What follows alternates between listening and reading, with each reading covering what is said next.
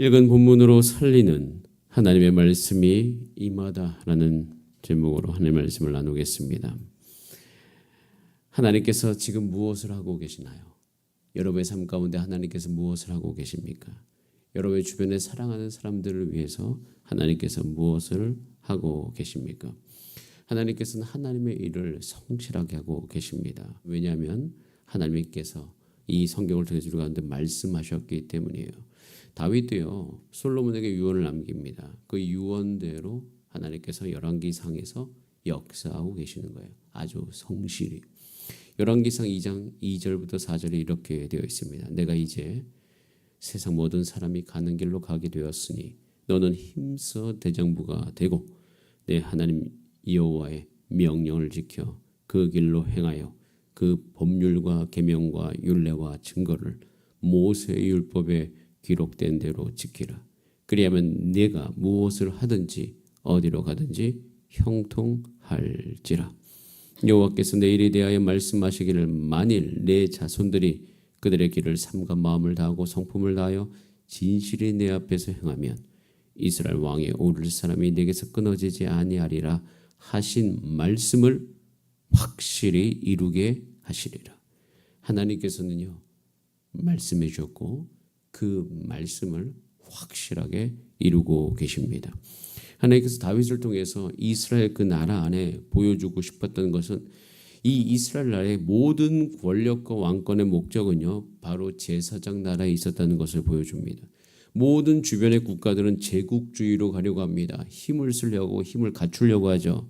그 사이에서 이스라엘만은 제사장 나라가 되고 그 제사장 나라를 이 땅 가운데 보여주고자 하나님께서 그 나라를 세우신 것이에요.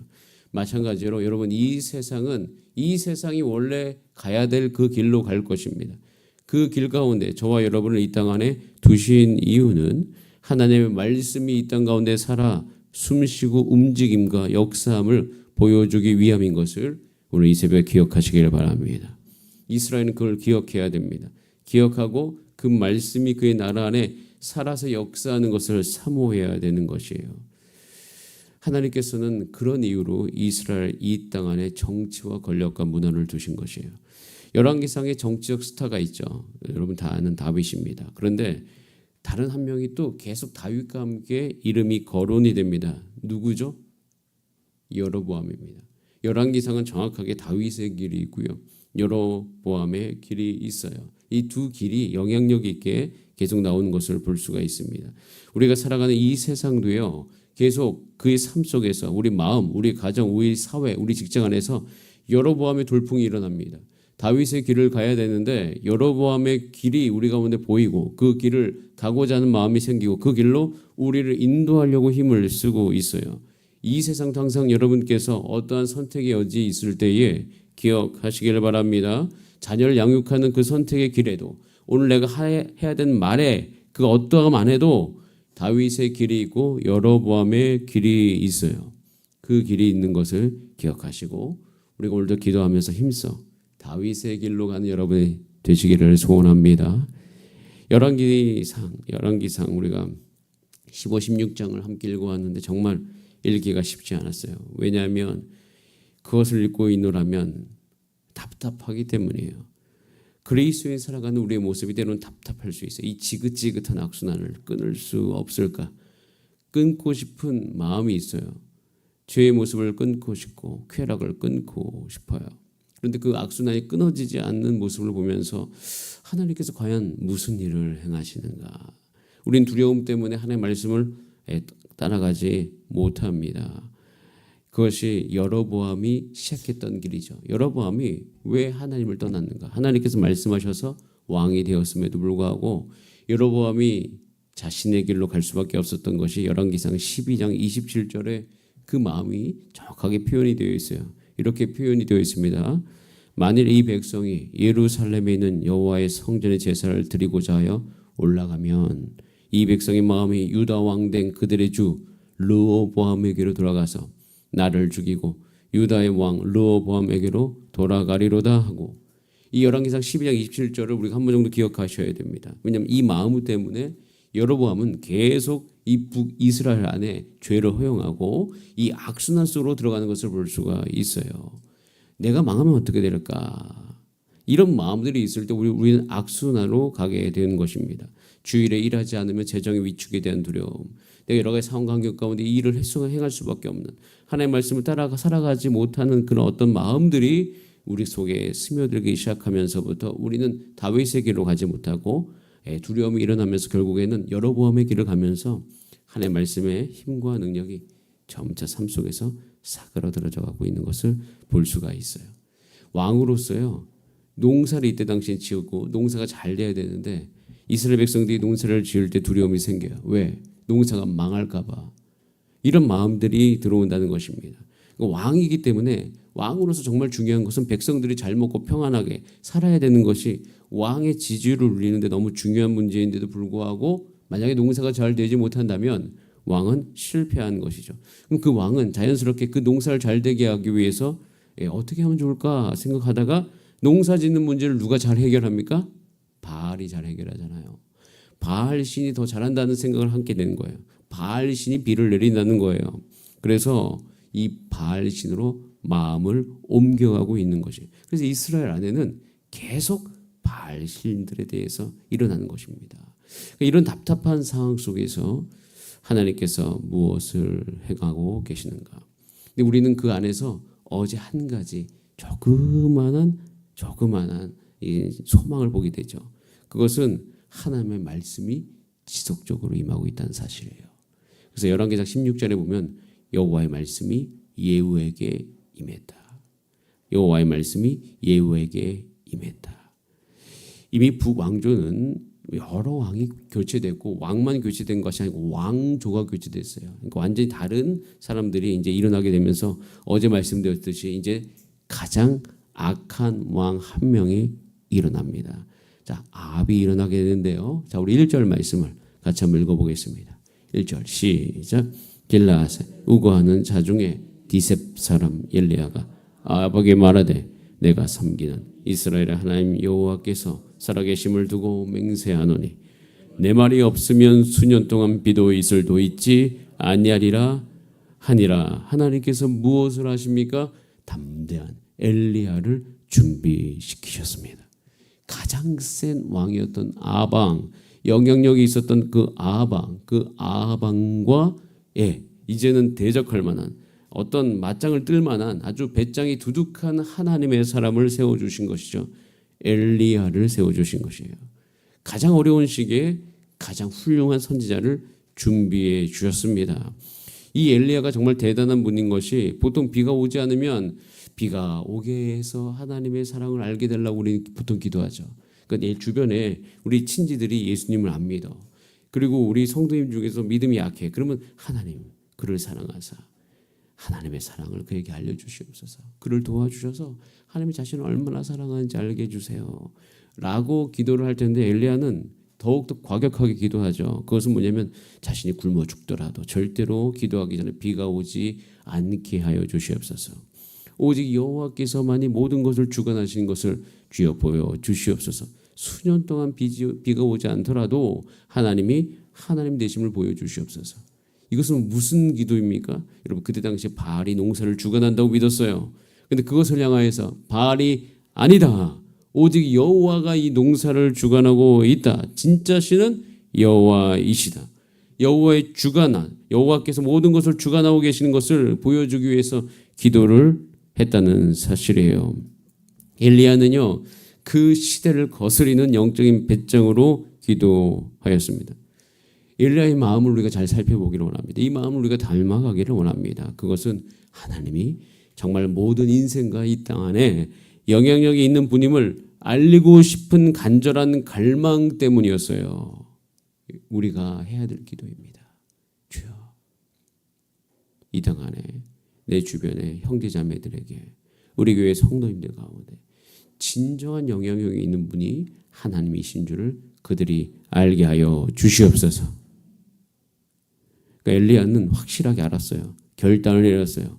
지금 이스라엘이 가뭄 때문에 힘들어요. 그럼에도 불구하고 이스라엘을 살리는 것은 비가 오는 것이 아니라 하나님이 여호와인 줄을 아는 것이에요. 비가 오는 문제보다 더 중요한 것이 그가 여호와인 줄 아는 거예요. 우리가 우리 인생의 문제가 해결됨으로 말미암아 여호와가 여호와인 줄 아는 것도 중요하지만 진짜 이 시대 가운데 많은 사람들이 하나님이 진정한 하나님이신 줄을 아는 그 일이 일어나야 돼. 즉 표적이 일어나야 된다는 사실입니다. 여러분, 우리가 이 시대를 살아가면서 온전한 신앙이 임하기 위하여서 하나님 앞에 간절히 이 하나님 아버지의 마음을 함께 품고 기도하시기를 바랍니다. 그리고 또 한 가지, 이 기도는 연장되어져서 나의 삶을 향하여서 주여 내가 하나님이 하나님 되심을 알게 하여 주시옵소서. 하나님의 말씀이 힘이 있다는 사실이 주님 나의 삶을 통해서 증명이 되게 하여 주시옵소서. 기도하시기를 바랍니다. 신약 시대에 우리가 이제 마태복음을 또 주일마다 나누고 있는데 거기에 세례 요한이 일어나서 하나님의 말씀을 선포하고 있죠. 그것이 말라기 선지자 안에서 이미 예언되었던 것입니다. 말라기 선지자가 예언했듯이 로마 시대에 정말 하나님의 말씀이 임하기 어려운 그 시대에 하나님께서 예수님을 보내주셨고 그리고 예수 그리스도를 통해서 이 땅 안에 표적이 일어나게 하시고 하나님이 살아계심을 보여주고 있습니다. 그것에 대해서 누가복음 3장 1절 2절에도 이렇게 되어 있어요. 디베르의 황제가 통치한 지 15해 곧 본디오 빌라도가 유대의 총독으로 헤롯이 갈릴리의 분봉왕으로 그 동생 빌립이 이두레와 드라고니의 지방의 분봉왕으로 루사니아가 아비니넬레의 분봉왕으로 안나스와 가야바가 대제사장으로 있을 그때에 그 다음 절이 중요해요. 한번 따라하겠습니다. 하나님의 말씀이 빈들에서 요한에게 임한지라. 하나님의 말씀이 그 광야에서 유대 광야에서 요한에게 임하였다. 언제? 방금 이야기했던 그 정치 권력 그 인물들 아주 그 시대에 영향력 있는 인물들이 있을 그때에 임하였다라고 기록하고 있습니다. 지금 아합 시대에도 하나님께서 엘리야를 통해서 하나님의 말씀이 임하게 하고 계십니다. 예수님 시대에도 하나님의 말씀이 그런 통치자가 있음에도 임하게 하십니다. 마찬가지예요. 저와 여러분 소망을 가지실 것은 이 상황이 어떠하든 간에 하나님의 말씀이 여러분 가운데 임할 것입니다. 우리 가운데 임하기를 기도하시길 바랍니다. 하나님의 말씀이 우리 교회 주사랑교회에게 임하게 하여 주시옵소서. 하나님께서는 지금 그 일을 하셔요. 하나님의 말씀을 우리 가운데 주시는 거예요. 성경의 말씀을 통해서 이 시대 가운데 하나님의 뜻을 정확하게 알릴 하나님의 말씀을 주고 있는데 자, 이 말씀의 특징이 오늘 두 가지로 나와 있어요. 첫 번째 특징입니다. 우리 같이 한번 4절 말씀을 읽어봅니다. 시작. 그 시냇물을 마시라. 내가 까마귀들에게 명령하여 거기서 너를 먹이게 하리라. 가뭄이 지속됐기 때문에 사실 하나님의 선지자가 하나님의 말씀이 임하였음에도 불구하고 그도 먹을 것이 없었어요. 그런데 그때 하나님께서 말씀이 임하죠. 무슨 말씀? 너 시냇물, 그러니까 요단강 동쪽으로 가서 요단 앞에 그릿 시냇가에 숨어라라는 아주 구체적인 하나님의 말씀이 임합니다. 그리고 그 시냇물을 마실 것을 이야기하게. 그리고 알려주십니다. 까마귀를 통하여서 내가 너를 향하여서 떡과 고기를 주겠다라고 말씀하셔요. 자, 이를 통해서 한 가지 우리는 분명히 알아야 됩니다. 이 시대에도 한번 따라할까요? 나를 살리는 하나님의 말씀이 임한다. 하나님의 말씀이 이 땅 가운데 임하여서 하나님의 통치가 이 땅 가운데 이루어지기를 간절히 원하는 사람의 삶 가운데서는 하나님 앞에 간절히 기도하면 분별력이 생깁니다. 여러분을 구체적으로 살게 하시는 하나님의 인도하심이 분명히 있을 것이에요. 이 시대에도요. 하나님의 말씀은 여전히 임하고 있고 그 말씀이 임하는 그들의 삶을 살리는 하나님의 말씀이 임하고 있다는 사실이에요. 엘리야를 일으키셨잖아요. 그럼 엘리야를 하나님께서 살게 하시는 거예요. 하나님께서 살게 하십니다. 주님 그래서 하나님의 뜻대로 살아가고자 하는 사람 가운데 오늘 확신을 가지셔야 돼요. 하나님은 반드시 나를 살리실 것이다. 그 확신이 여러분 가운데 있기를 간절히 바랍니다. 자, 두 번째 그 임하는 말씀의 두 번째 특징이 있죠. 자, 9절 말씀 시작. 너는 일어나 시돈에 속한 사르밧으로 가서 거기 머물라. 내가 그곳 과부에게 명령하여 내게 음식을 주게 하였느니라. 또 엘리야를 살리기 위해서 이제 사르밧 과부에게 가려고 하지만 단순히 이 사르밧 과부가 여러분 상황 다 아시죠? 먹고 죽으려고 했던 정말 어려운 한 움큼 떡이 없고 통에 가루 한 움큼만 병에 기름 조금만 있었던 그 상황을 아시고 그 여인을 선택하셔서 그에게 가라고 엘리야에게 말씀하시는데 단순히 가서 엘리야만 살게 하기 위해서 이 말씀이 임한 것이 아니죠. 여러분 이 본문 오늘 다 읽어서 알지만 이 말씀이 임하여서 궁극적으로 하나님께서는 사르밧 과부를 살리셨습니다. 그 아들을 살리셨습니다. 하나님께서는요 놀라운 기적으로 말미암아 엘리야를 돕는 주변의 사람들을 함께 살리는 하나님의 역사를 우리는 분명히 볼 수 있어요. 이 시대에도 하나님의 말씀이 반드시 임합니다. 그 임한 사람도 하나님께 살게 하시고 그 임한 사람 주변에 그러니까 남을 살리는 하나님의 말씀도 함께 임한다고 분명히 보여주고 계시는 것이에요. 이 시대에 임하는 하나님의 말씀의 성격을 우리 가운데 분명히 보여주고 있어요. 여러분을 살리는 하나님의 말씀, 여러분의 주변의 사람을 함께 살리는 하나님의 말씀, 이 말씀이 이 시대 안에도 하나님의 영향력이 이 땅 가운데 일어나기를 원하는 그 백성들 가운데 주시는 은혜인 것입니다.